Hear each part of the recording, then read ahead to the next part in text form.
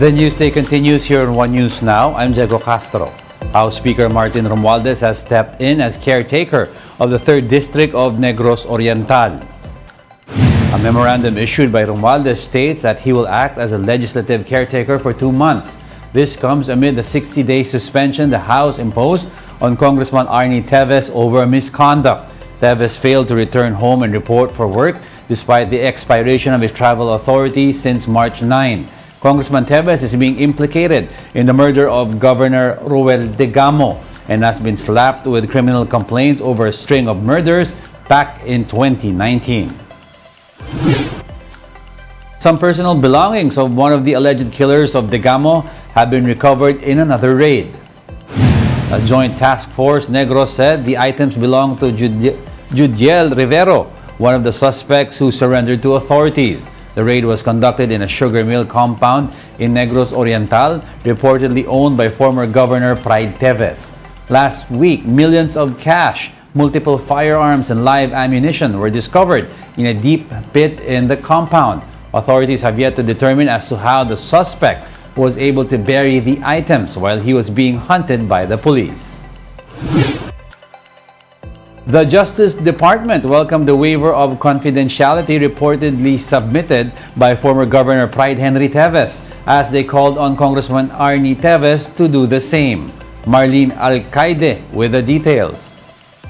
It was only through a tip from a police officer of the Bayawan PNP as to how former Negros Oriental Governor Pride Henry Teves learned that his gun licenses had been revoked. According to Teves, the PNP Criminal Investigation and Detection Group did not directly inform him about this. That's why he immediately called the head of the Bayawan PNP to have his firearms surrendered.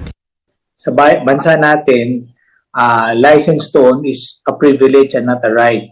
So the government has, every chance to do that, especially if you are under investigation. So the best way to do, as always or as usual, is to abide by authorities. The former governor was reportedly not surprised about the revocation of his gun licenses. Specialists, the investigation into the killing of Negros Oriental Governor Roel Degamo is ongoing. One of the suspected masterminds of the crime is his older brother, Congressman Arnie Teves. Aside from this, authorities are also investigating the seized explosives, firearms, and even maps and photos of the Degamo family at the HDJ Tolong compound in the town of Santa Catalina, which is owned by the younger Teves. Still, he insists that he cannot own or hide explosives because he was also a victim of a previous explosion. I will never in my conscience be allowed to be an instrument to have some other human being experience what I have gone through, because it's really, really hard. Teves, meanwhile, recently filed a waiver allowing the Justice Department to probe his bank accounts, phone records, and emails in an effort to clear his name of involvement in the Degamo killing. The DOJ admits that the voluntary opening of Pride Henry's bank accounts will be a big help in their investigation. However, Secretary Boying Remulla says it would be better if Congressman Arnie would also release a waiver. Iba yung waiver niya, iba yung waiver na ibang bibigay na waiver si former congressman, si Congressman Arnie. I wish it was him giving the waiver, not Henry. Remulla likewise clarified his statement where he allegedly tagged the older Teves as a fugitive. Actually, hindi ko sinasabi yun. That's the question. That's the question. Is he a fugitive? Sabi ko, not yet. Not yet. Unless he surrenders. Well, he's a person wanted for questioning. He has a lot of explaining to do. According to Pride Henry, he has already appealed to his brother to come home and face the accusations. There are many questions that I want of him to be asked, but he is not here. So ako mismo and my brothers, and now even my parents, are of the opinion that he should come home and trust the President's assurance and the Speaker's. For News 5, Marlene Alcaide, we are One News. We'll be back with more stories after the break. Keep it here on One News.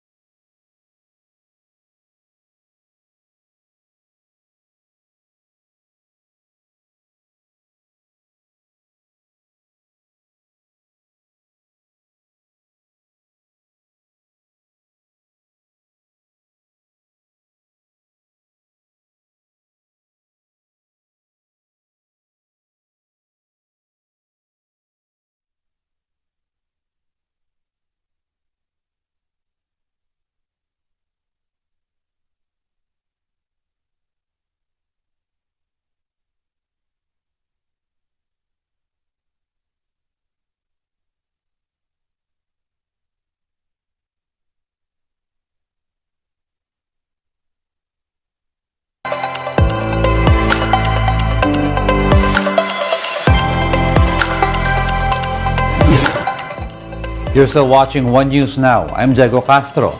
Water concessionaires Maynilad and Manila Water have sought the help of the Metropolitan Waterworks and Sewerage System in appealing for an increase in the allocation of water supply from the Angat Dam. This comes as the National Water Resources Board approved to slash water allocation to 48 cubic meters per second from 50 cms. Because of the lower allocation and issues with Maynilad's water distribution, more customers are set to experience service interruptions. While Manila Water shared its supply with the other concessionaire, the company has decided to suspend supply assistance to maintain its own reserve. For this reason, the two concessionaires now appeal for water allocation from the Angat Dam to be increased to 52 cms. The NWRB says it has yet to study the proposal, while the MWSS assures it is ready to address the problem in case the board does not approve the higher allocation. Kailangan kababayan natin, hindi lang po sa kasalukuyan, no? Yung pong pati yung inaharap. Kasi kung magbibigay naman tayo ngayon, pagbigyan natin, itodo natin ngayon, baka naman sa pagpanahon ng El Nino, mas mahirapan naman po tayo, no? Kailangan natin pong balansehin. Pag talagang 24 hours ang water interruption natin, nagde-deploy po tayo ng mga water tankers, yung mga static tank, pinupuno natin, ina-activate yung mga deep wells. At anytime po na makita natin na kailangan talaga mag-cloud seeding, you just have to contact Bureau of Soils and Management. The Energy Regulatory Commission says it has begun evaluating the appeal regarding the extension of ancillary service contracts. The ERC says it has received a motion for reconsideration filed by the National Grid Corporation of the Philippines. This with regards to the ERC's earlier decision to deny the extension of NGCP's ancillary service deal with 1590 Energy Corporation. The Commission explains that it rejected the request as the contract had already expired in September. The ERC also says that the Energy Department has directed the NGCP to negotiate ancillary service contracts as early as 2019. The only one had been converted to a firm contract as of December 2022. The ERC, however, said it would review the appeal thoroughly. Most domestic flights scheduled this upcoming Holy Week have already been fully booked. The Manila International Airport Authority says fully booked flights are those heading to Palawan, Caticlan, Cebu, and Bohol. For international flights, MIAA says most passengers are heading to Japan. Over 1 million passengers are expected to flock to Naiya this coming Holy Week. With this, the MIAA says they have advised airline companies to open their check-in counters earlier. In ports, expected passengers are expected to double from last year. The Philippine Port Authority says some 2.2 million passengers are expected to head to local ports this Holy Week, double the 1.2 million in 2022. Most passengers are expected to flock the ports in Batangas, Iloilo, and Calapan. In preparation, the PPA is implementing a no-leave policy for employees starting April 3 up to April 10. And those are the top stories of the hour. Join us again at 9:45 a.m. as we continue to monitor the day's biggest stories. I'm Diego Castro. We are One News. All sides, all the time.